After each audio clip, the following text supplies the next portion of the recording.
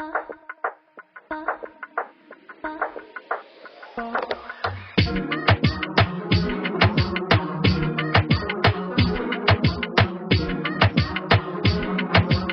back to another episode of Emotional Nightmares. My name is Tyler. I am your host, and on today's episode, we got a friend of mine. We go way back to the beginning stages of recovery. Some interesting, fun stories there. So, what I'm gonna do is I'm gonna go ahead and introduce Jesse to you. So, Jesse, go ahead and introduce yourself. How's it going, everyone? My name's Jesse. I'm been in and out of recovery for a good portion of my life.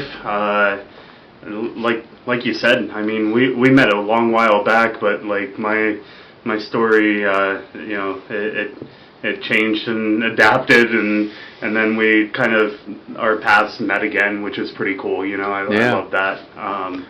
I mean, the first time that I remember getting introduced to recovery myself was whenever I'm 18.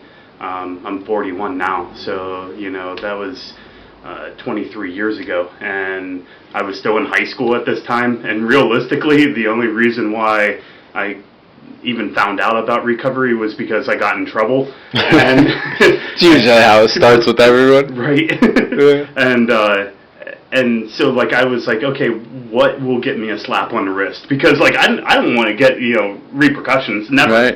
For anything that I do. So that was like the big thing, and I looked into something and found out like, well, if I go to rehab, maybe that will give me a slap on the wrist type of thing. It worked for sure, but I mean, I didn't really learn anything because I wasn't going for recovery. I was going because like I wanted to get out of what I was into, and but it's funny too because like the first time I learned about recovery was down here. There was that rehab that closed down here. I'm not going to make any plugs about it, but like. They're no longer around. Nothing to plug. Right. Okay, so they got shut down. Yeah. But yeah, I mean, like it was cool though, because like that was something that gave me an idea of something different. I mean. So you were 18 when you first got introduced? Yes. Yeah. Okay. Yeah, I was still in high school too. It was funny because like I had to. I only got a week. To go to rehab because I was still in high school at the time. I was a senior, and people knew that I was pretty much a piece of shit.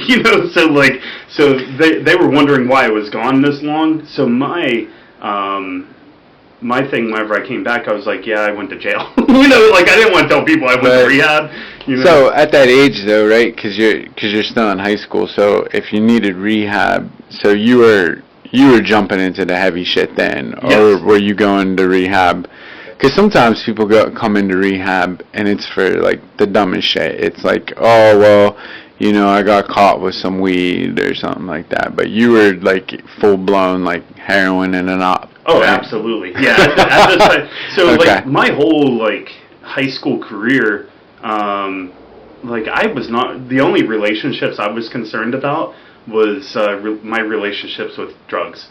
And like I would like I feel that I would seriously I would like fall in love with something. Yeah. I would use and abuse it, and then like eventually I would get sick of it, so then like I would try to fall in love with something else, and like eventually that kept stepping me to different things to at that time, Oxycontins were coming out pretty hard, and that pushed me right into it. Like my regular drug or weed dealer, he was like, "Hey, you want to try some of these?" And I was like, "I don't know what they are, but sure." Like you tell me they're gonna fuck me up, I'm gonna take them. Right. But yeah, man. Like I don't know. That stuff made me spiral. I know that. I was working at a gas station, and they had like company cards, and I would like if a company would come in, or a big truck would come in that wasn't the company, and they would fill up their car for like $40-50, I'd use different company cards, just charge it, and then if they were paying with cash, just take the cash. and that's how I was like making like this little hustle thing, and eventually, too many times of doing that catches They up. get you, yeah. Yeah, and so that's why I was trying to get like out of trouble with that, because I knew for sure that I could get in some real trouble with that, and so I just basically said I had a problem, and that's why I told the judge too, and believe it or not, like I mean, I know a lot of people have hate for police and the court system and stuff like that, but truthfully, a lot of the times they help me. Like my probation officer throughout, I had the same one over and over again, and she was always there for me, man. Like she knew that I had a problem, and believe it, she wasn't like easy on me by any means. Like if I was fucking up, I would get it, like, and that's understandable. Like I should, Right. But like if I was trying, she would work with me, So like, I mean, sometimes, and I see it a lot now because, like, working in a rehab, I see a lot of probation officers. So you see both spectrums, right? You see those POs that have just had enough. They're just like, man, I'm just tired of dealing with this kid. Every time I deal with them, like, I'm just constantly doing paperwork, so we're gonna make them jump through hoops. And then you see those POs that, man, they try. We have one here. And she really, really goes all out for everybody that's like on her caseload. And they'll be like, oh, every time I deal with her, I'm like, well, bro, you should probably check yourself, because like this girl hasn't thrown you in jail in like this 7 times that she should have thrown you in jail. Like she actually cares, So sometimes the POs, they do actually care. Yeah, You know what I mean? absolutely. A lot of them are social workers. You got to figure, like, all you need is a social worker degree. You know what I mean? So let me fix this light real quick. Yeah, no problem.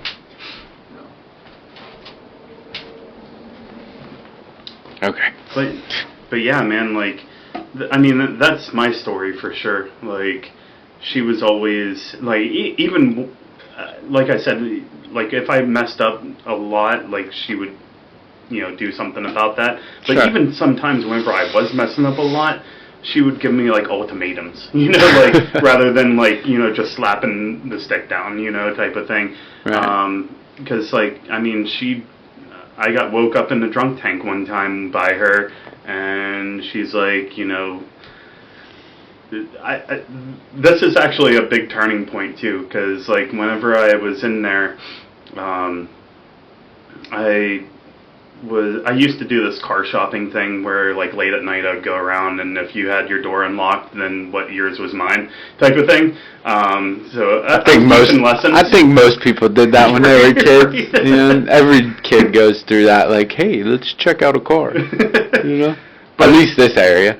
But for some reason, like that night, I was having this internal battle, which is always a thing during addiction, and I was telling myself, like, don't do this, man. Like, just go home and go to sleep. But there's that other part of me that was like, yo, man, but like when you wake up, you don't have anything, and you don't have any money to get anything. So what are you going to do about it? So like, so I was walking past this car, and they had it was on, but there was nobody around, and there was a purse in the front seat, and I was like, oh, and so I helped myself to it, and I remember like they seen me take it and yelled, hey, my purse. I took off running, jumped in a bush, was trying to like figure out what was inside the purse, but I was in a bush. So, like, I couldn't see shit, and it was dark out, So, like, I got out, I had a backpack on, I threw it in there, and I was, I got far enough away where I was just, like, kind of strolling, and there was a guy in front of me and a guy in back of me, and typically at that time of night, that's not normal, because, like, Meadville shuts down, it's, like, a ghost town at that time, and, it was her sons, and they asked me what was in my book bag, I told them it was none of their business, but they made it their business, you know, as they rightfully should. But I remember even then, like, I was, like, you know, so entitled. Like, I got into the cop car, and I was telling them that I wanted to press charges because they beat me up a little bit, you know, stuff like that, and all this, dude. And the cop's just like, shut the fuck up, dude, you know, like, what's wrong with you? But like I was saying, so my probation officer woke me up in the drunk tank, and this was a question that she asked me: "What is wrong with you?" And I had no words. Yeah, I always hate that question because it's never what's wrong. Like I say this on almost every episode. You know, it cracks me up because that's always the question people ask us, right? And I hope that the people that watch this, because sometimes people are watching it, the so-called professionals. So, like, I'm hoping that they hear that and they're like, yeah, why are we doing that, right? Because the question is always like, what happened to you, right? It's not so much what's wrong with you, because Jesus Christ, if we knew that, like, we would have fixed this shit when we were kids, you know what I mean? Like, it's always like, what happened to you that caused you to go down this road, right? Like, I hate the victim mentality, but at the end of the day, some of us get stuck in a survival mode, and we don't know anything different. You know what I mean? And, like, very true. Just trying to survive, you know? So it's like, man, what happened to you that made you get stuck in this mode? I always hate that. But, I mean, at least you recognized it then, like, yeah, right. I don't know. Yeah, and that was the thing, was, like, I was just like, awestruck. Because, like, it's such a... It should be such a simple question, you know what I mean? But, like, truthfully, I had no answers, you know? Like, I didn't know, you know? Right. Like, I guess I had, like I was saying, that first time that I went to rehab, like a glimmer of a glimpse of something, you know, that may have... But, like I was only there for a week. And right. Truthfully, like, I was 18, everybody else was probably in their 30s or older, and, like, that was a quick way for me to, like, separate myself, you know, because, like for real, like, I was like, I'm not like them, you know, like, right. Like, look at these guys, and, but then to follow that up, she gave me that ultimatum of going to jail or going to rehab. So this was my second time going to rehab. I was 19 at this time, and I was taking things a little bit differently because I think partially because of that question and wanting to understand, because, like, I always want to understand shit, and right. there's something inside of me that always wants to understand more, you know. So, like, I'm always trying to seek more knowledge, more something, you know. I mean, maybe that's the addict mentality. I want more, you know. I always want more. Right. So, like, I don't know. Like, I started going. I stayed at that. It was that same facility, and I stayed for, like, the long-term version of that facility because, you know, I was out of school at this time. I wasn't really doing anything productive at this moment in my life. So I figured I might as well, and that's when I got my first rehab romance. So that was cool. Always works out great. Yeah, never advisable, that's for sure.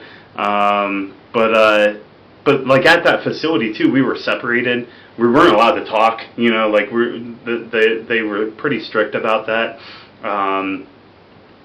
But we would, like, pass notes type of thing.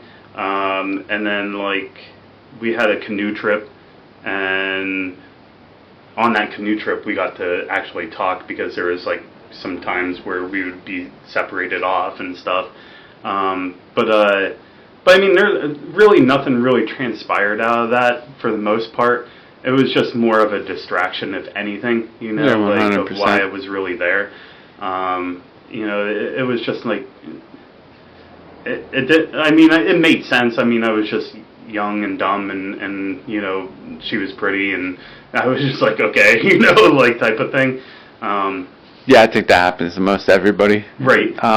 When you come to rehab, I know when I went to rehab, I met this girl in detox, and it was like, all right, and then she's like, here's my calling, what are the calling cards? Oh, right? yeah. Remember when we used to have those on the payphones? Yep. She's like, you can use it whenever. I'm like, bet. I'm like, well, I guess I'm talking to this girl now. And like in all reality, I knew like I don't want anything to do with this chick, but like it'll work right now. She's pretty. She just gave me her calling card. Like, right. Yeah, I'm a piece of shit anyway, so I'm a user.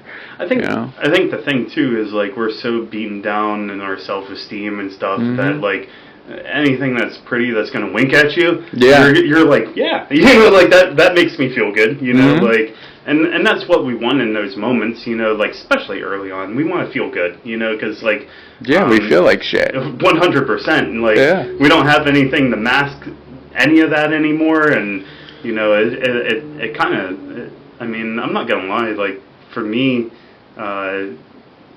getting clean at any time sucked. You know, I did not like it at any time. So like, but yeah, I mean, like moving on from that, I did kind of start to take it a little bit serious, but like not as much. I was starting to go to 12-step programs at this time. You did really good though, because like I know that would have been around the time that I met you, and like, because like you were heavily involved in the program. Like I remember, because you guys made me go to. That's actually funny. So like, I had just so like I had just got out of rehab, right, and I relapsed. I went on like this was my final relapse, but I went on this week-long, it was like a week-long bender, right? I had totaled my car, everything, and like I woke up. I'm like, man, I gotta change something, you know. And then a mutual friend of ours, Adam. Yep. So Adam called me and was like, I'm gonna go to this retreat down in Butler, and I was like, what the fuck is a retreat? You know, he's like, we're gonna go camping. I was like, with sober people?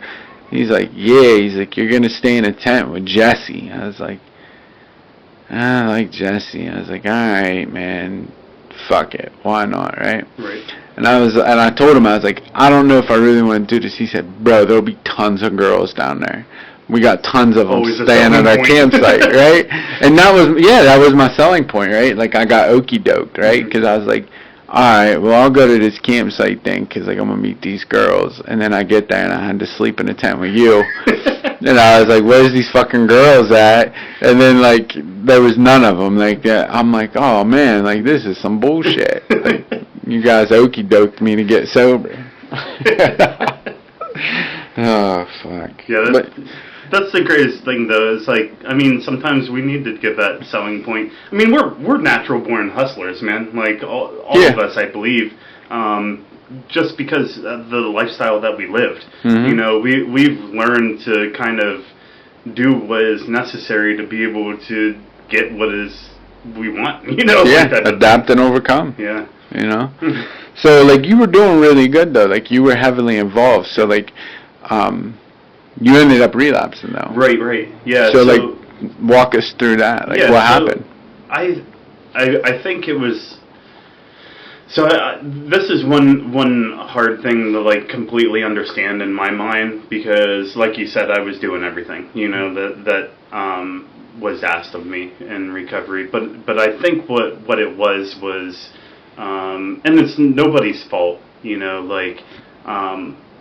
It was kind of goes back to that whole like I want to feel good thing where like a pretty girl winks at you and you feel good, so that you gravitate towards that.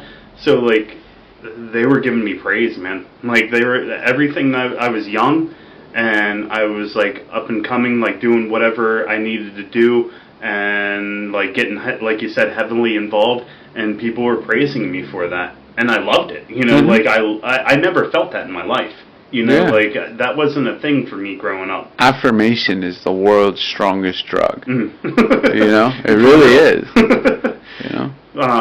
And so, like, I think I got, like, kind of stuck in that, you know, and I don't know if I was necessarily recovering, you know, because, like, some of the stuff that, I was doing step work. Yeah, I was doing stuff, but, like, I think it was just more, like, like base layer, surface layer shit, you know, like it wasn't like I wasn't trying to get any deeper. I wasn't trying to change really, you know, like I was trying to but not trying to, you know, I guess if that makes sense. It does.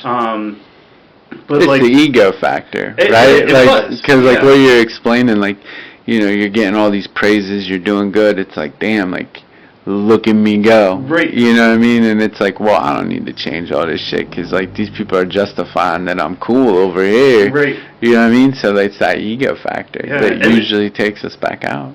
And, like, I felt like I was doing the right things because, like you said, I was getting involved. People were asking me to speak at different places and stuff like that, too, like different functions and retreats and stuff. So I was like, you know, I'm doing good. You know, like that, in my mind, I'm doing good. But I just didn't know, you know, I didn't know. And so life finally, like, kind of caught up to me because at this time, I was with a girl who was actually my daughter's mother. We had my daughter Jazz, and she wasn't like us, you know, she wasn't an addict. But she would go out to, and we were young at this time, she would go out to the bars and stuff. Well, come to find out, she's like cheating on me and stuff, and I didn't know how to handle that, you know, like that was like heartbreaking for me, you know, and I didn't know, and the ego thing, man, like the ego thing played a role because my ego was telling me, don't say this stuff at a meeting. You know, like don't do that because you're going to tarnish who you are, type of thing. And but in reality, like that would have probably been good for people. You know, like it would have been like, oh, like he's feeling this way, going through some real life shit, and he's still going through. You know, but like in my mind, like I don't know, like I made this. I wore another mask, I guess, you know, like at this point. Like I'm a master of facade, you know, so like this was my new Mr. Recovery mask, you know, type of thing. And I didn't want to people to see like that broken side and behind it, you know. And so I hope, right? So like we'll hit right there cuz that's like a perfect thing, right? And like I hope people listening to this are hearing that, right?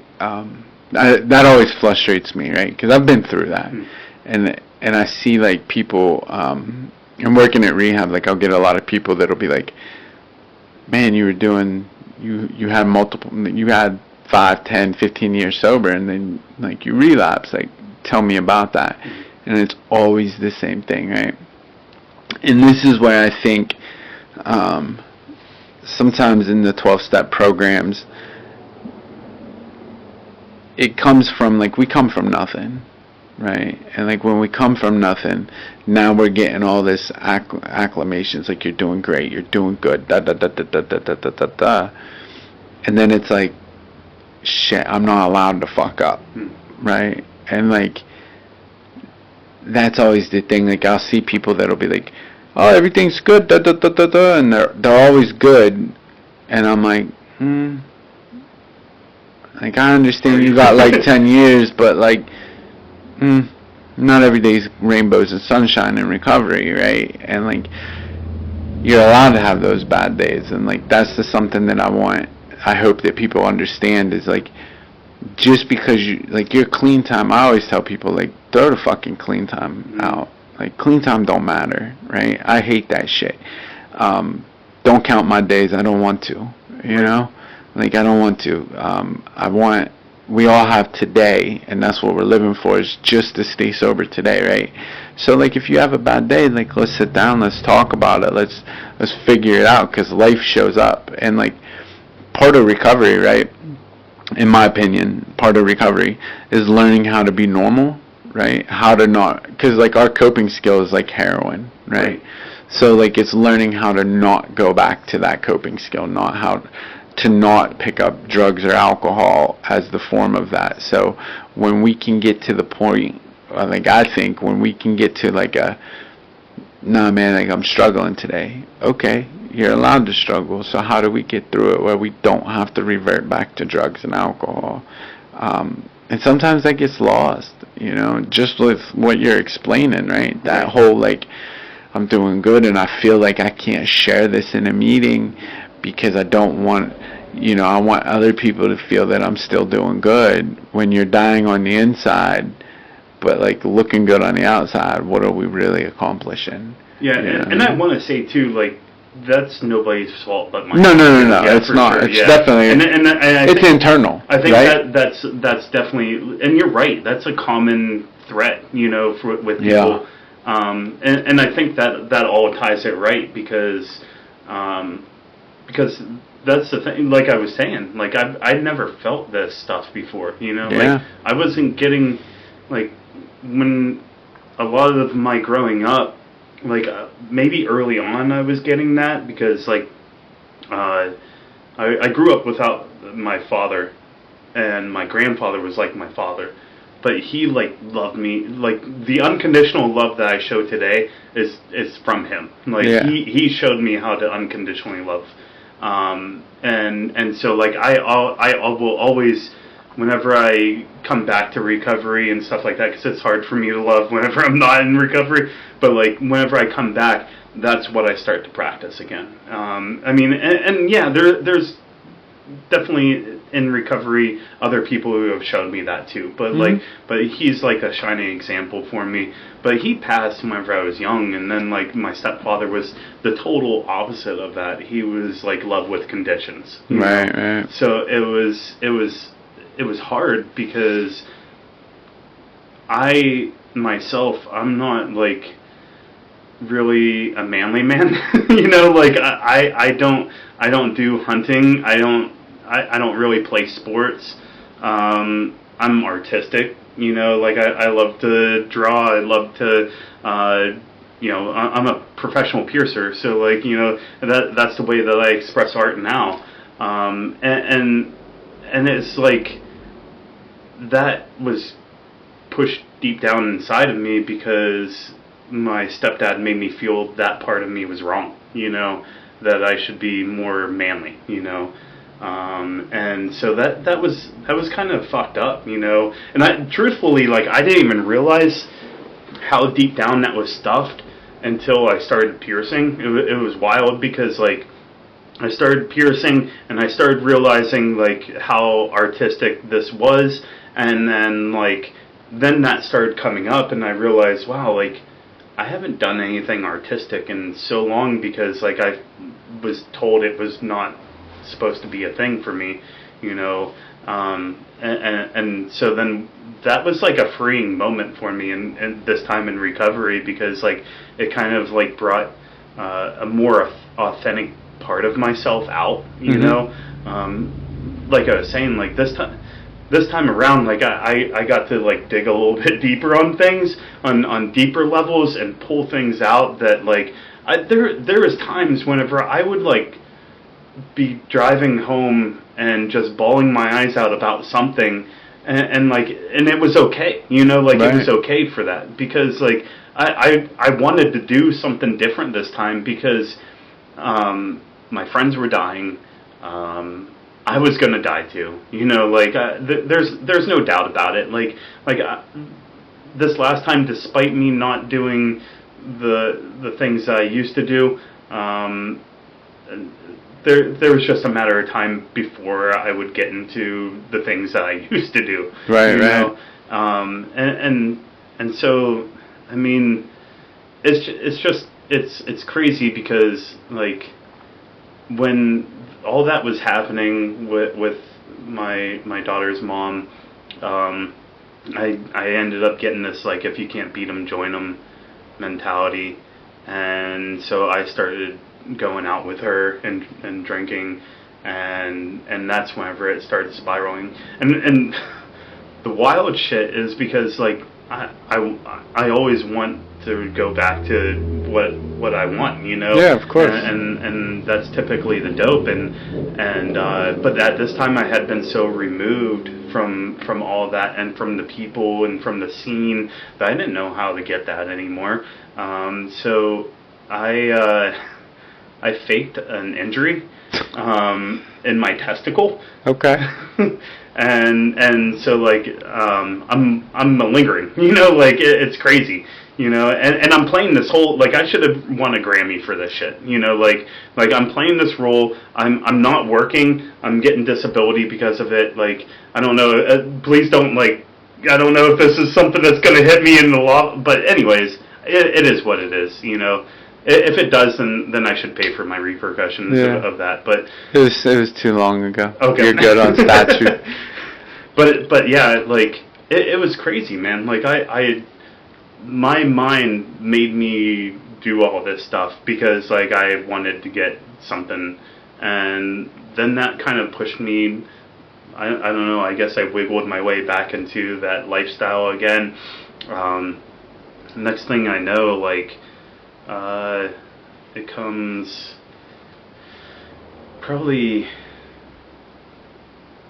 I would say probably like 18 months it took to where like I was at my rock bottom again, and this time around, but that was just because like it was just a long draw type of thing to get back into the scene, but like I just remember like I'm in this shithole apartment because now me and the reason why I started using again aren't together anymore. I mean, she's not the reason. I'm the reason, but like that in my head, like I needed to do that so that way I could save what we had. And I'm sitting there, and it's weird because like, I had lost my mom during that recovery stint, and to cancer, and in that moment, like I was just like wishing she was there, because like I was just in so much pain. I had lost all hope in myself because like how do I go 5.5 years in recovery thinking that I'm doing everything that I need to do, but not getting like and ending up where I'm ending up, Right. And so I was full of pain, and I just remember like I don't know what I believe, but like I felt like she was there, and in that moment, and so like I knew what I needed to do. I needed to go back to meetings, right, or something, So like I called this 1-800 number, which I thought was a helpline. It ended up actually being a rehab down in Florida, and so like luckily I had a decent enough job at this time and had good insurance, and they asked me what insurance I had, and they were like, "We'll call you right back." And they called me back within like 20 minutes, and they were like, "We got you a flight in the morning, to come on down."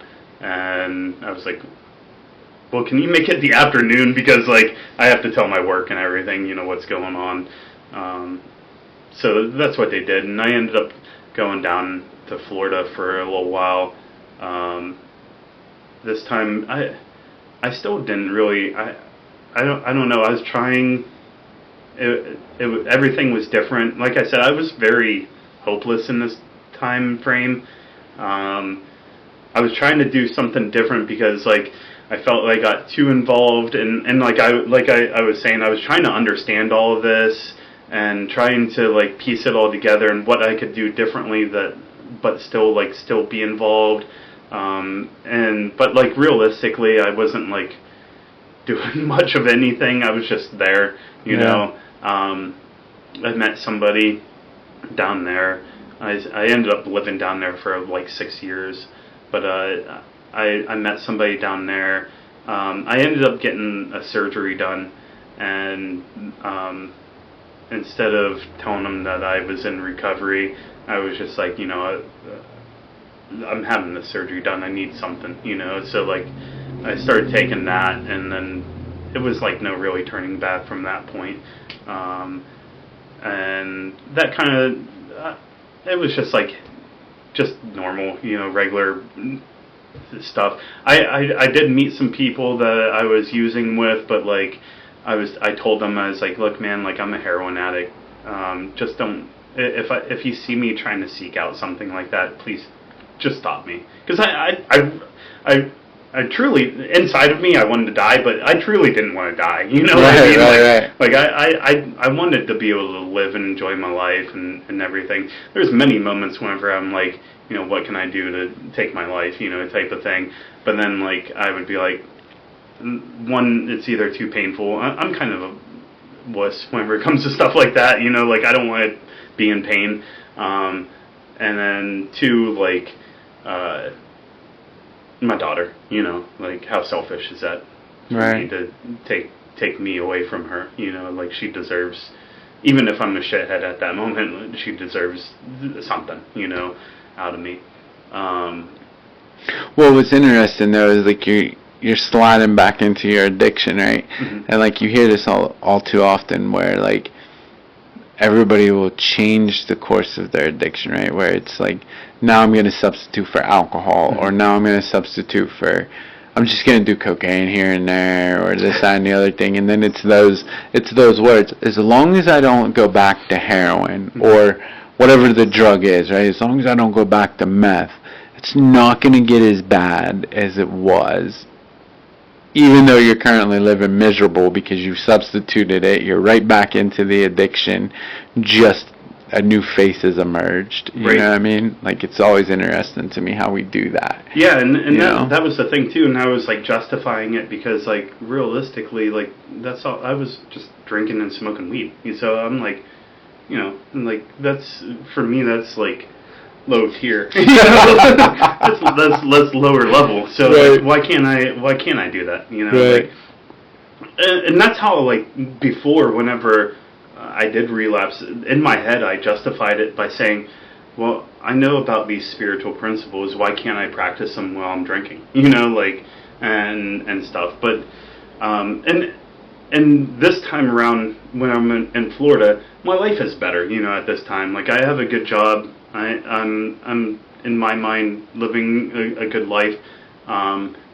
So like that time, whenever I was drinking before, I was like, it wasn't a good time. You know, I found out that she was cheating on me, blah blah, that and everything. So everything was crumbling. So I figured if things were on the upscale, why couldn't I keep that going and still drink? You know. It definitely wasn't the case, that's for sure, you know what I mean? But you know, it ended up being where we kind of separated. We were getting into arguments and stuff. So we're at this point now where COVID is starting to show its face, you know. And so, like, I'm doing restoration work down there. It was me, my wife's cousin's company, and his roommate, and it's just the three of us, and we're making bank. You know, like, we're making, like, good money at this time because it's just the three of us and we're doing all the work, and so it's pretty nice. But then, like, it drops off completely because of that. You know, people are starting to get scared. You know, like, it's worrisome. You know, there's something out there that people don't know what it is. So I'm still waking up early, like I'm going to work, but when I know that we don't have any work, I'm like, well, I'll just tip the bottle then, you know, like, so that started this route, and I had already been, like, drinking pretty steadily. I mean, I won't lie, like, I was, while even out on work, I would have a Yeti cup and I would have some vodka in it, and like, would be, like, sipping on that and, like, hitting my pen and stuff, you know, to kind of keep going. Because I wasn't really, like, I would just drive around and check on job sites because we had people that were, that we hired in to do the restoration part. We would do more of the demolition part and more of the, like, quotes and stuff like that. And so, like, I was just pretty much foreman, you know, just driving around, checking on shit, you know, getting a little tipsy on the way, you know, and stuff. Thank God I didn't hurt nobody or myself, you know, in the meantime. But so I had already developed a habit on this, and so it just kind of spiraled at this point, and things weren't looking good at this time too, because this is the crazy thing to me, and this is what I recognized the last time I was in rehab was I call it the perfect stranger, and I don't recognize it, but like there's all these changes that are happening that everybody else can recognize, but myself. Right. And I think that I'm normal and myself and that I'm just me, you know. But like in reality, what they're telling me is truth, you know. Yeah. And so like and it's weird because I don't see that until like after I stop everything, and then I can look back and I'm like, shit, they were all right. Well, like why couldn't I see that in that moment? But I mean, I guess it's part of that delusion and grandeur and all that stuff that we have while we're out there thinking that we're something that we're not. But I'm like I'm truly like super hopeless now, like going into it, and this is during COVID where I'm going into this rehab. Thank God too, like I didn't have insurance, but I met some people down there while I was in recovery, and I knew one worked for a rehab, and so I reached out to him and I said, look man, I'm like, can you get me in? Like I don't have insurance, I don't really have money, like is there something you can do? And so he talked to the owner, and they sponsored me to go in. Nice. So thank you for them. You know, that truly helped save my life. You know, for sure, because like I didn't know where or what I would have come about. You know, from that, because I was spiraling hard, and I separated from my ex-wife at that time, and it was just it was getting bad, like it was getting worse, and so I go in there, and mind you, this is Florida, so it's like it's hot every day. I'm wearing a black jumpsuit pretty much. And a black beanie, and like I'm sitting in the back, and I'm just sitting like this, and I'm not like because I don't know, I'm kind of over it, you know, like I'm over everything. Yeah. And it's funny because like all these people later they tell me this, but like they were like, shit man, this guy's gonna be trouble, you know. The different clients that were in there, they were like worried about me, and they called me Sitting Bull. Because I would just sit there, arms crossed, saying nothing, and then that's probably good though, because realistically, like you know, I see that issue a lot too, where it's like, man, you've been through rehab enough. How many times? You're not going to learn anything new. Right. The only thing you're going to do is maybe hear something that puts a new perspective on things. Right? So it's like, maybe just shut the hell up and listen to what's being around you instead of like, because I know I get frustrated like when I hear people, they'll come to rehab and I've been to 27 rehabs, I've been in and out of this program, I know what to do. I'm like, well then why aren't you fucking doing it? You know what I mean? Like that's the irritating part, where it's like, you might know what to do, you just don't know how to do it. Yeah. You know what I mean? Maybe listen. And I think that might have been good for you. Like, that was, in my head, I didn't know what to do. Yeah. You know, like, I truly didn't. Like, like I was saying, this is probably the most hopeless I've ever felt in my life. You know, like, because I mean, geological changes, trying to try different, you know, all the things that are talked about in any of the books. You know? You tried all of it. Yeah, all of it. I love loopholes, man. Like, I want to find a loophole.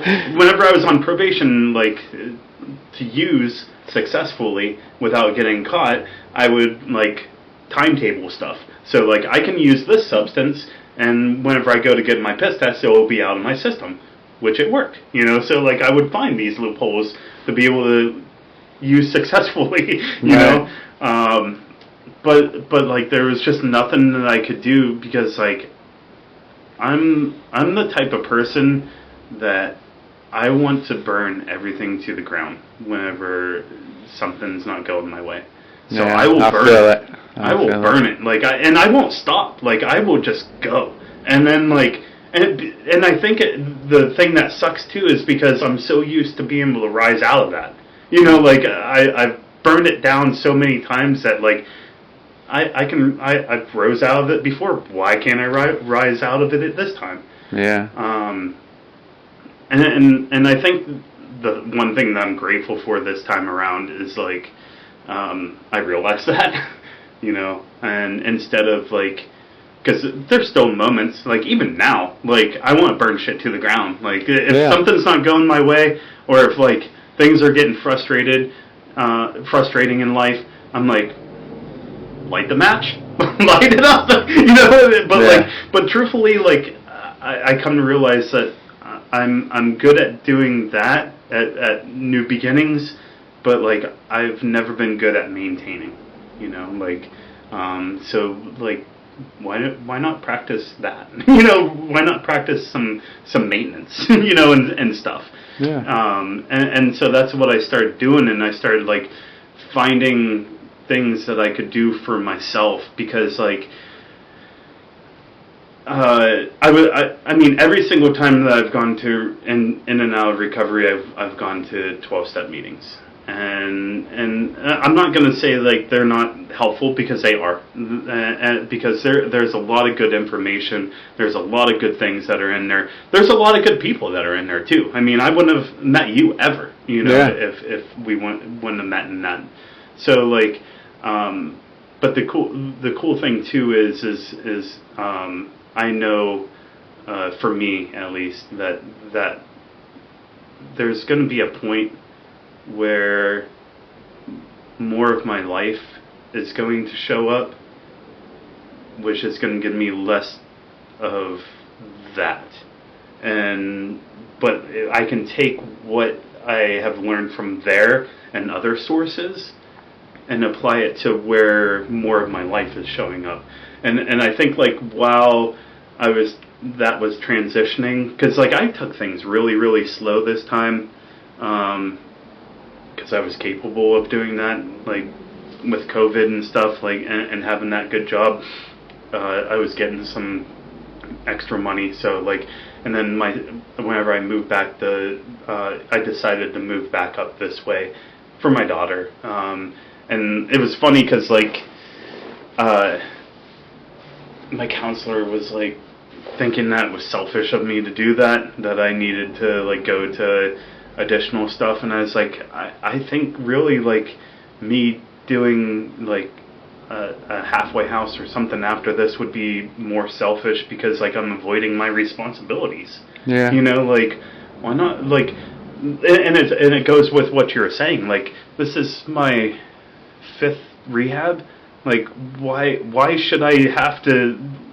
There's enough that I have gathered. You know, like, I've gathered enough, and so I made it a point. Well, she actually had me ask people around me if they thought that the decision for me to move up there was a good idea. So I did, because, like, we had the counselors that would only Zoom us because of COVID.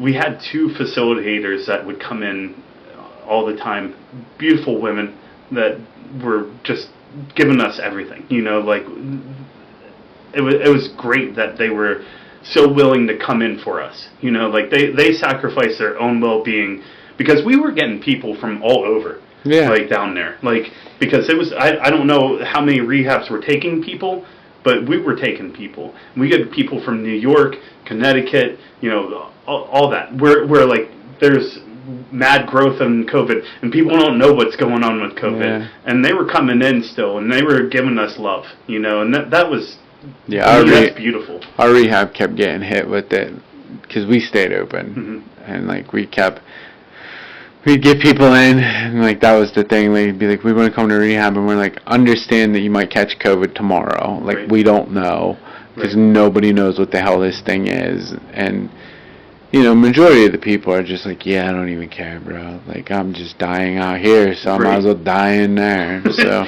you know, which, I mean, is good, right? Yeah. So you made it back home. Yes. Right? Yeah, so I eventually, I had a Kia Soul packed to the brim with all of my stuff. The rest of the stuff I just had my ex-wife get rid of. I was served divorce papers while I was in there, so we took care of that.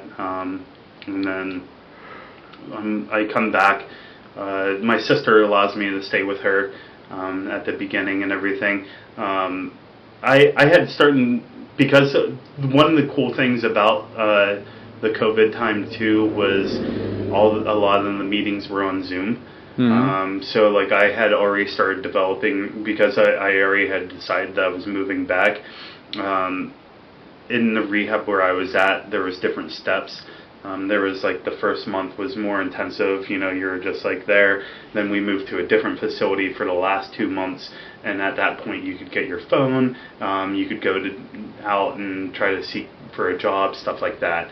But with my phone, I was able to grab connections and get like reconnected with recovery and going to Zoom meetings and stuff like that.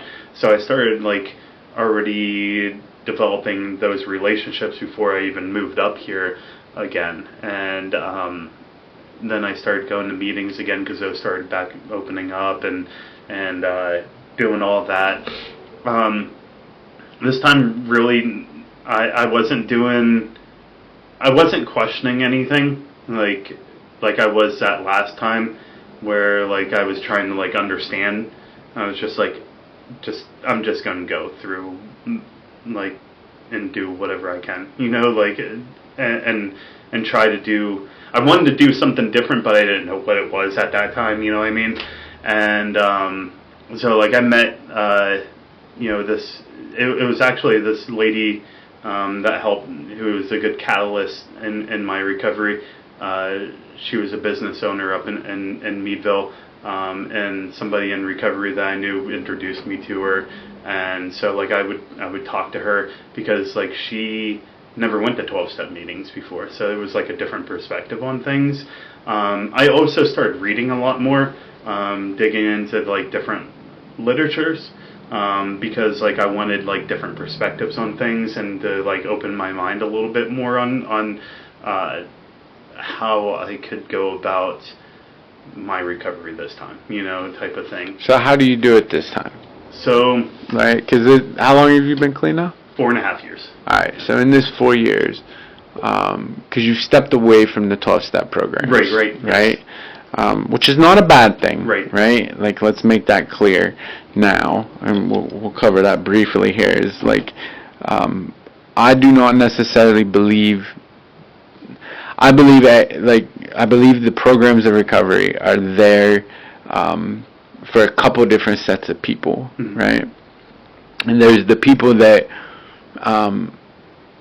life happens, they fall deep into whatever it is, they use a little, maybe too much, they come in, they kind of put their life back together, they fall back, they're fine, right? And you see those people all the time, right? Where they'll come in, I got DUIs, I was struggling, and they fall back. They kind of learn a little bit about themselves and why they're doing that, kind of get out of that stuff, and they're able to still drink every now and then, they're fine.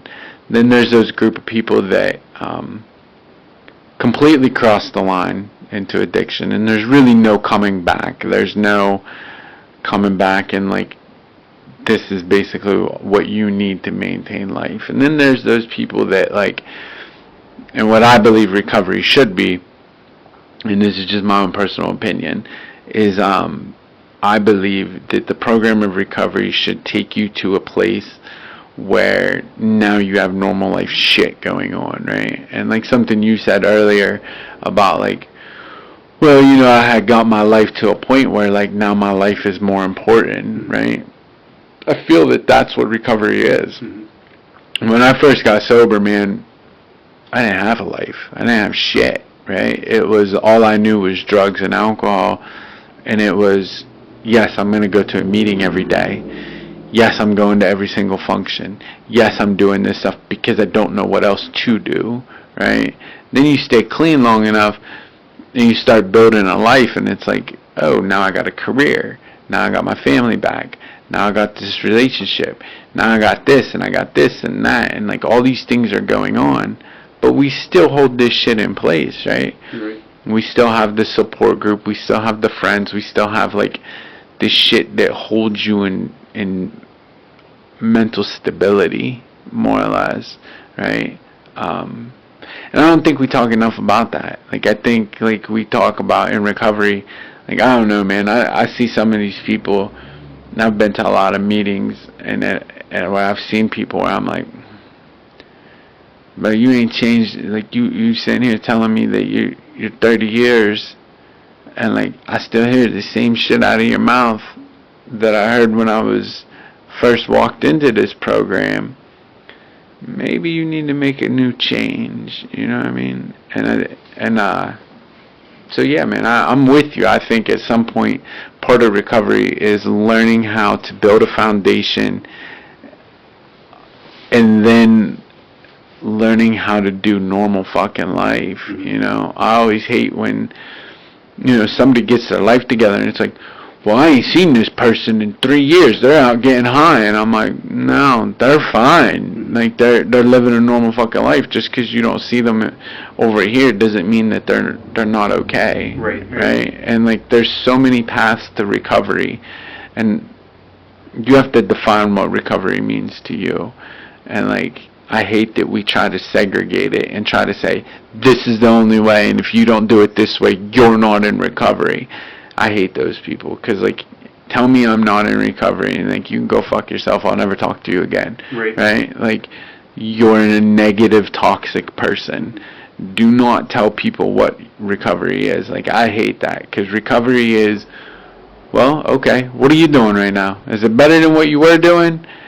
And is it going to continue to be better? See, you know what I mean? And that's the thing, too, is, like, I mean, and not to blow up your spot, but you have a master's, you know, in psychology, and you're here saying, like, how that's, you know, there's no defined recovery. Right. As long as you're doing better and doing something that works for you, that's recovery, you know, and you have people, like you were saying, that don't have credentials, to say the least. And well, you got life experience though. Yeah, I mean, right? that goes in there, but I mean, you gotta say, like, I guess let me rephrase this, right? Because I guess I get their point of view, right? Because, like, you have to look at it from all angles, right? Is like, I look at recovery, like, what are you doing, right? Like my life today, I know, is in recovery. Like, I might not be able to dedicate all my time to, like, certain things, but, like, I'm not using drugs, I'm not drinking, I'm not doing criminal activities, like, I'm maintaining a career, I'm maintaining these relationships, I have healthy relationships, I'm doing these things that are in recovery, that are recovery related. I have these things in place where it's, you know, I have my support group. I have, like, all these people in place that, like, when I'm mentally not okay, I have those people to lean on, right? I mean, I still go to meetings from time to time. Like, I'll still be like, okay, I gotta go to this meeting because, like, I'm struggling today. So, like, there's still those avenues, but I think that sometimes we get too caught up into the whole, you have to do this every day. Right. And, like, because one of the sayings that are always told, and I know, you know, like, man, I hate this saying, is like, if you don't put this first, you're gonna lose everything, right? And for me, I look at it like, yeah, well, when I put something first, I do lose these things, and, like, I have to put my mental health first. Right. You know what I mean? And when we say define recovery, this is where it gets tricky, because some people define recovery, but they don't realize that they're not in recovery, right? Just like when you were describing, while I was still drinking, and I was doing better than I was, right? But you were still miserable. Right. So, like, it's not really, you're not doing good. No, yeah, right? not at all. So it's like when I tell people to define recovery for me, I always mean like you have to look honest in yourself and say, what about you on the inside has changed? Because if you're not changing anything, then you're not in recovery. Right. You know what I mean? And that's pretty simple. And for some people, and like I met a couple people where they're like, yeah, I don't do heroin anymore. I still smoke weed, I work a job, and I'm fine. Right. I'm okay with that. If you're okay with that, so be it. Right. How is it though we can make sure that you don't go back to here, right? And I think this is where people need to start being more honest with themselves. Because I've watched people lose their life over going to the gym. You know what I mean? Like, you know, we can definitely put things into, and I think that was one thing that I did this time was I put things into healthy things, but like not like overly over the top. I mean, I know going to the gym is a healthy thing, but like I just didn't like overindulge completely with it. And also just to backtrack, I wasn't trying to bash anybody, you know, life experience wise or anything like that. Yeah, no, I know what you were saying. Yeah, I'm just saying, like, you know, I think what's wrong sometimes is that the program is supposed to be about honesty, open-mindedness, and willingness, right? And we put like, ego in. So, like, where's the open-mindedness? Yeah. Yeah. And that's a great point, right? Is like, where's that at, you know? I had somebody at a conference argue with me about religion, and I was like, stop. Like, this isn't a religious program, number one. Number two, like, where's your open-minded? Just because I don't believe in the same thing that you believe in, like, doesn't mean that we're both wrong. Right. It just means that, like, I respect that you believe in that. Like, that's cool. Like, that's awesome. I'm glad that you have something you believe in. It's not what I believe in.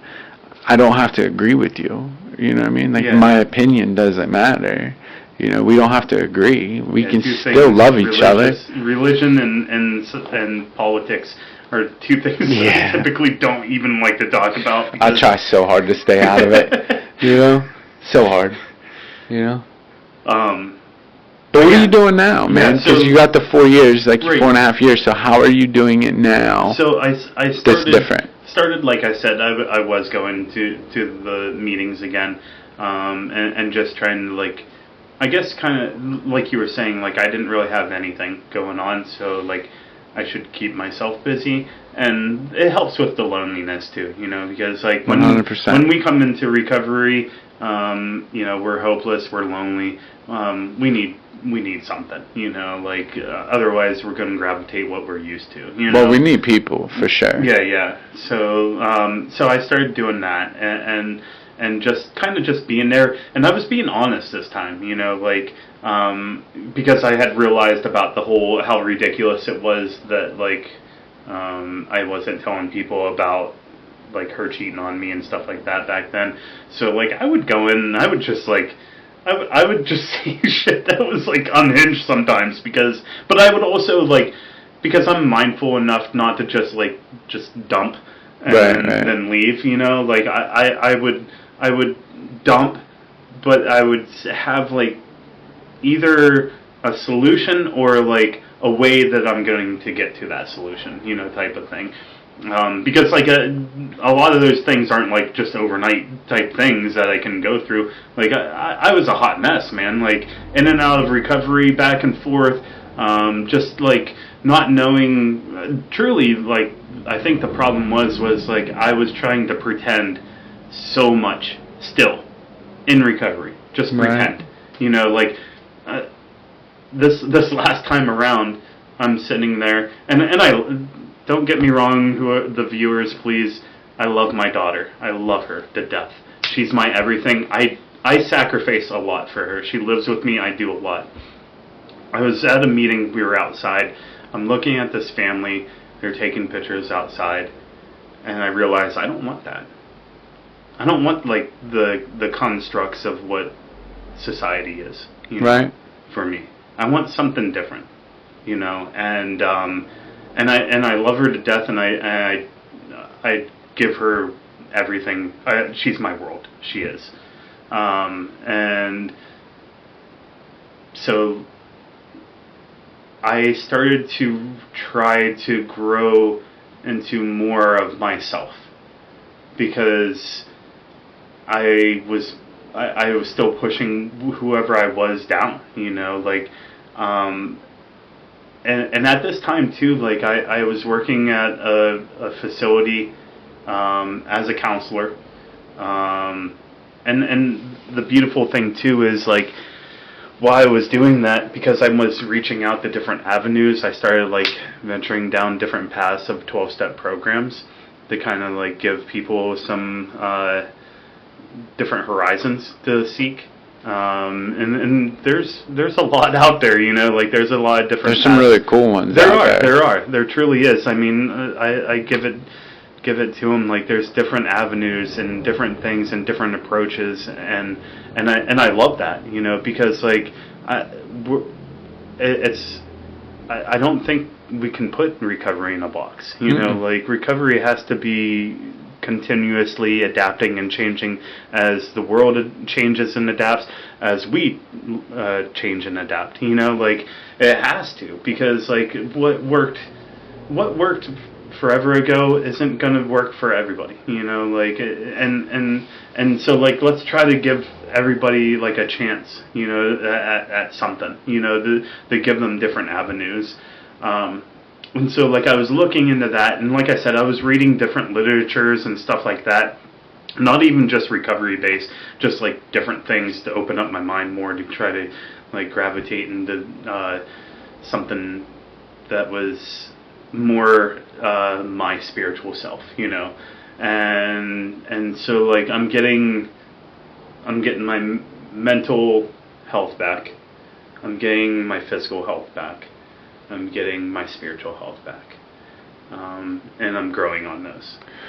Don't brush over the fact that your daughter lives with you now. Oh yeah, right. Because that was just a huge moment that you just kind of was just like, yeah, my daughter lives with me, and like like that's a huge thing, right? And like that's a lot of hope that I hope that the listeners hear too, is like, no matter what, like if you just get sober and you start doing the next right thing and you start putting these things into motion, you can have that relationship.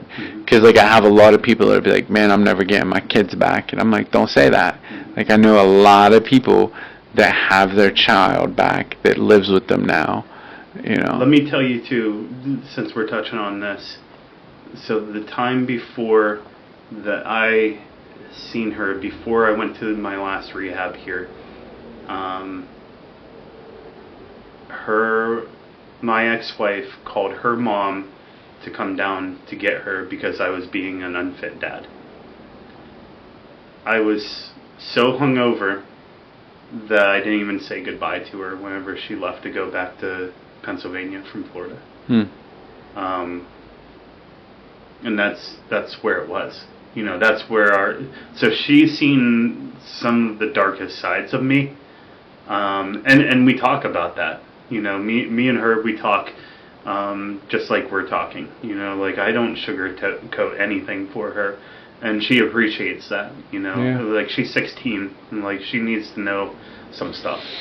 Well, I mean that's good, right? Because at that age, like, that's usually the age where it's like the addiction's lurking. Yep. You know what I mean? That line is getting a little blurry. So, I mean, that's awesome that you have that relationship where you can have those conversations, and like generational pain, right? We get to stop that generational cycle, where you have the ability to stop that generational cycle. Right. You know what I mean? And now she's like from seeing the darkest parts of me, she's able to see some of the brightest, Yeah. And that's because of recovery, to be able to grow into, I think recovery for me is being able to grow into my most authentic self. Yeah. Like, and that's what I recognized this time. and there's a lot of hurdles, and there's a lot of walls, and a lot of things that you have to break down or jump over to be able to get there. And I'm not even, I don't even think I'm like close to there, but I'm closer, like, and that's beautiful to me, like, because like I see like these parts of myself, but then like I'm reminded too, like, that there's still like more, like there's still something else. And like just recently, like we went on this road trip, and during this road trip, there was, because I have not been the best at practicing my spiritual self for probably a good year and a half, or so. And so there was a lot of reminders. And I love that, because like that to me is my spiritual stuff, like I feel the universe speaks to all of us, like, absolutely. And like it gives us and I think it was always doing that. It's just I couldn't recognize it in my addiction, but it would always leave these little like trails, like here you go. And so like to be able to like, and the thing that sucks is like it's always whenever like I can stop and not do anything that I can start to see that, because I think that's the thing with life, and being so busy with life is sometimes like we miss those little nods, and it's important for me to stop and smell the flowers, Yeah, because absolutely. then I can see a little bit more clear, and see in a different perspective of things, and see what maybe is lacking, and what I need maintenance on, because like even if I'm okay with and want to be complacent, I shouldn't. Right. You never should. And so like I try to do that for myself, to at least do something to give of myself, and that, I think that's pretty much what I have done this time, is like almost like what you were saying, like growing a support group. Some of them in the 12-step program, some of them not, and then having some type of stability in life, like my daughter living with me now, and then I started pretty much I started piercing, and so this is kind of funny, because I had stopped counseling. I had to step away, and like for my own well-being, and I recognized that. So I stepped away from that, and an ex of mine was a piercer, and they needed somebody there, so I started apprenticing there, not realizing like what would transpire out of that. I just knew I needed to do something, Right. But I didn't know where I was going to go from there, because I was putting like everything. My eggs were in counseling basket, like that's where I was heading, for my career. And then once I decided to step away from that, I needed to find somewhere else to kind of lay my head. And so like I started doing that, and when I started piercing, like I don't know if I said it before we started the podcast, but when I started piercing, I realized that I had suppressed a lot of my artistic self. And so like when that studio was teaching me how to do things, and the different things that I didn't know was possible with piercings, because in my eyes, like I'm from a small town, it's pretty much, here's your basic ass jewelry, like here's a hole, see you later, type of thing. And here it was like showing like, oh, you can take the ear and you can decorate it in a certain way where it's like aesthetically pleasing for, and so like it was like, oh, this is something different to me, and I really like enjoyed it and started doing it, and so my sister, who's also in recovery, I was telling her all about this because she's one of my supports, and I was just telling her, I said, yeah, I'm stepping away from counseling. She's like, well, what are you going to do? I was like, I don't know. I'll work at Sheets. Whatever. Whatever falls into my lap. and then I tell her that I'm moving over to Ohio to start this apprenticeship, and then I tell her that I'm moving back and I'm going to open up my own shop at some point, and all this. So I do all this. I do it. I started piercing in Meadville at a tattoo shop there. Thankful for that owner because she just rented out the back room for me, which allowed me to grow into what I am now. So now I have my own spot where I pierce at, and once I got that and everything going, my sister called me and we were talking, and she was like, I thought you were batshit crazy, right? You're stopping something that's like a career thing for you that you put in a lot of time and effort to get into.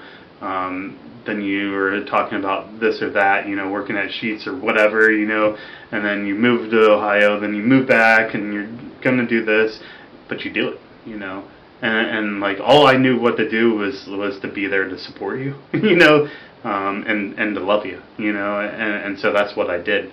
But I thought you were crazy, Yeah. It sounds crazy. It is, yeah. At the end of the day, that's awesome, right? Because you believed in yourself, and that's fucking recovery to me, right? Is being able to say I believe in myself, and I know I can't do this anymore, because it takes a lot. And I've been in this field for a long time, and it takes a lot when somebody says, I need to step away for a minute because I'm not being beneficial to the client, right? Because at the end of the day, the clients are always the main priority, right? And when we can say to ourselves, I'm not being good enough for me, so I know they're suffering, I gotta step away. To me, I commend that a lot, right?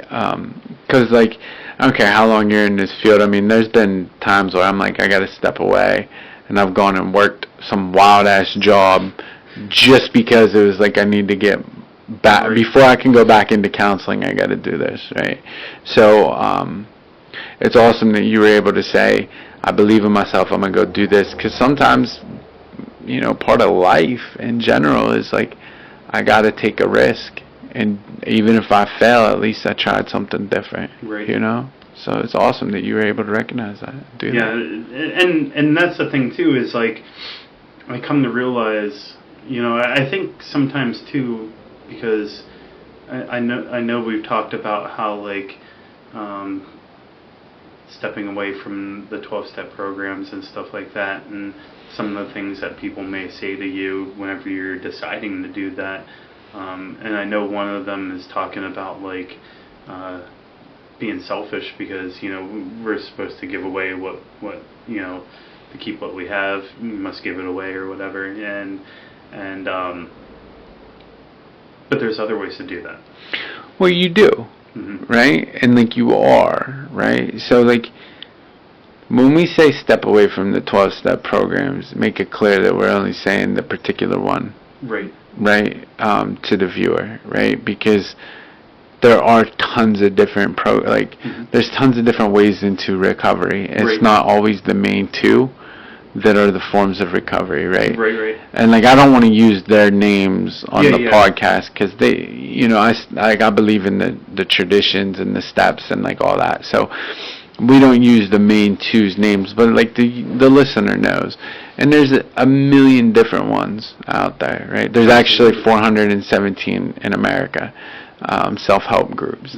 So there's all these different ways, man. All these different ways. You gotta figure out which way works for you. And I'll tell you, because it's funny, because my girlfriend, when you came in, she was like, "Oh, you're the guy who pierced my nose or whatever." But when she got that done, she was telling me, I remember her talking about, she was like, I think one of the people that was piercing me must have been one of your guys. And I was like, what do you mean? Because she's not in the program. And I'm like, what do you mean one of my guys?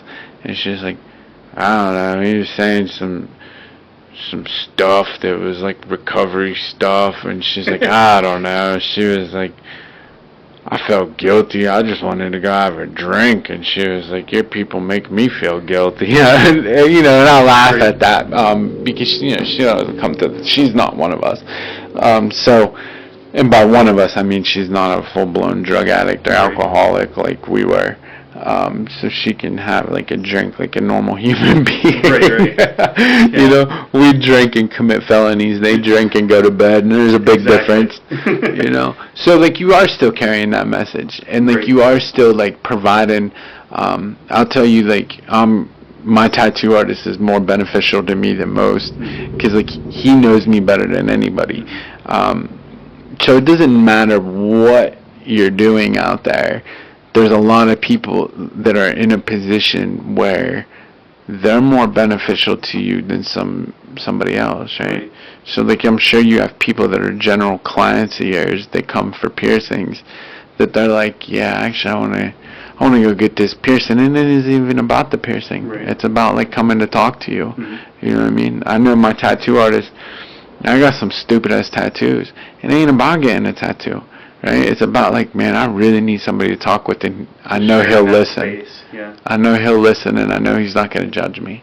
And like, that's what's important. And that was the biggest like point that I wanted to do whenever I opened up that place, was to make it a safe place for everybody to be able to come to. Are you going to tattoo out of it? What's that? You going to tattoo out of it? Nope, just piercings. Yeah. I wanted to be not a jack of all trades, master of none type of thing. So I'm constantly trying to learn to do better at my craft. You know, like I'm always looking into different things I can do, what I can do better. You know, all that stuff. So I'm always trying to make that my main priority. And if I feel like if I put tattooing on top of that, then that's going to open up another thing that I'll have to like really put myself into, and I don't want to like spread that. You know, like I want to be able to hone my... I meant bring another tattoo artist then. Oh, I got you. So at this moment, my studio is pretty small. I do have an apprentice that's working, that's learning how to pierce at this moment. And eventually I do have like a couple, because the beautiful thing is while I was doing this, I've been able to meet some amazing people. Like you said, you know, like people come, and it's not always about the piercings, but just that relationship that you grow with people. And so like I've been able to have these intimate conversations with people and be able to grow these relationships. And there's been a few now, both of them now, well, the one that's an apprentice now used to be a client of mine, and her husband would come in, and we were just talking, and I was talking about, you know, needed somebody at some point for help, and he just like darted over to her, and like I was like, what? You know, and they're like, well, she's been wanting to do something like this, and I was like, all right, because she just seemed like the fit. But like I'm very like selective with that. Yeah. Yeah, I mean, you have to be. Yeah, because one, it's my name that I'm putting out there with somebody. But two, like I said, I want this place to be a safe and loving, caring place for people to come in. What's the name of it? Outstabbing Curations. It's in Meadville? Yes. What's your address? 305 Chestnut Street. Okay. We'll plug. Yeah. We'll put it in I'll put it in the description for you. Awesome. But yeah, I mean, like even yesterday, it's funny because that we're talking about this. I had a couple that came in, and it just went into like a recovery conversation, and come to find out, the guy was 4 months in recovery at this time. And so I gave him my number, because like I told him, I said, hey, because he didn't have anybody, you know, like, and he didn't know what to do, and like I gave him some pointers, you know, like and directions where to go, you know, to kind of start building supports, because he doesn't have any, and I was like, that's important. You need to start getting some people on your side, you know, like the right people. Right. And so I gave him my number, my personal number, because like I wanted to be able to be there for her. You know, like I still care, like yeah, for people of course. that are in recovery. I care about anybody. Really. I was gonna say, I mean, I'd be concerned if you were like, yeah, I don't give a fuck anymore. I'd be like, okay, wait, hold on, you need to get your ass back to a meeting then, because like you're on the road to relapse, right? But like you're not, like you're definitely like on the right road, right? So yeah, man, like you've come a long way. Absolutely. You're doing good. Yeah, and I don't know, like, I don't know if I really like went into like a depth detail of like what I'm doing now, but like it's just more or less like stuff that I learned along the way that I'm practicing more so in my life, So like that's why I don't go to meetings anymore. Is because like I did what they told me to do, basically. Like they told me to practice this thing in my everyday life. Right. And that's what I'm doing. And I have people around me, that I'm accountable, So like it's not like I think that's important too, like to have some accountability. So like absolutely. But like it's just it's really, I think we complicate things because how we are. That's what we're good at. And we just kind of just have to do, instead of like complicating it, and making it more than what it is.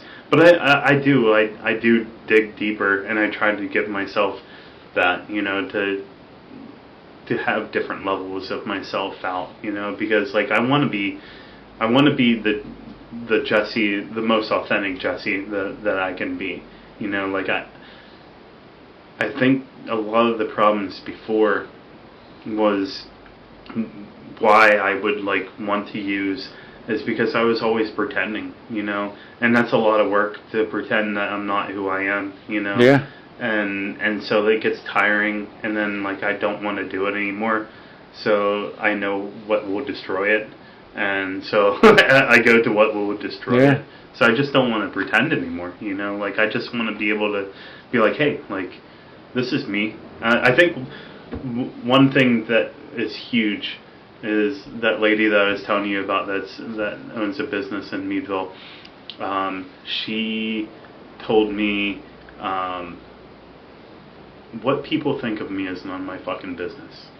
My favorite saying. And I was like, fuck, dude. And before that, like I went to a meeting in Florida, and this guy was talking about I had always tried to work on my reputation while I was in here, but come to find out that's not what I needed to work on. What I needed to work on was my character, because my character is who I am, and my reputation is who you think I am. Absolutely. And I was like, ooh. I was like, damn, like, okay, like that makes sense, because I think that's something that I was always doing too. I was always trying to work on my reputation. I wanted you to see who I was in that light, not who I truly was, because I don't think I knew who I truly was. No, and like the funny thing is like when you live it like that, you're never gonna live up to it anyway. Right. Right. Like that's that expectation thing. Like if I'm gonna try to be something that I think that you want, well, you're never gonna be. Right? Like you can never live up to my expectations, just like I'll never live up to your expectations. And like when we remove that and we understand that, that's when we get into the mindset of like what you think of me is not my concern. Right. That's your opinion of me. And your opinion of me is your perception of how I treated you in a situation. Your perception is not who the hell I am. You know what I mean? Right. That's why like perception, I'm always big on perception. I try to, at least in the rehab facility, I teach these guys about perception every day, because that's the core root of our addiction, is how we see things. So it's crazy. So It really is. all right, I'll make sure that your stuff gets in the bottom of the thing. So if you need a piercing, you guys know where to go. You need stabbed consensually. Right? All right, man. So. Alright, so I'm going to wrap this up. So, as always, you know, the whole point of this, you guys could have been anywhere in the world today, but you sat here and chose to be with us, so I appreciate you. And as always, man, I hope that you heard something today that you needed to hear to help you stay sober today. It's not about how long you're sober. What matters is if you can just make it today, then hopefully tomorrow looks a little bit brighter. So, you know, we're just trying to help you get through one more day. I hope that you're able to get something, and tune in next week for another episode. So I appreciate you. Thank you for watching.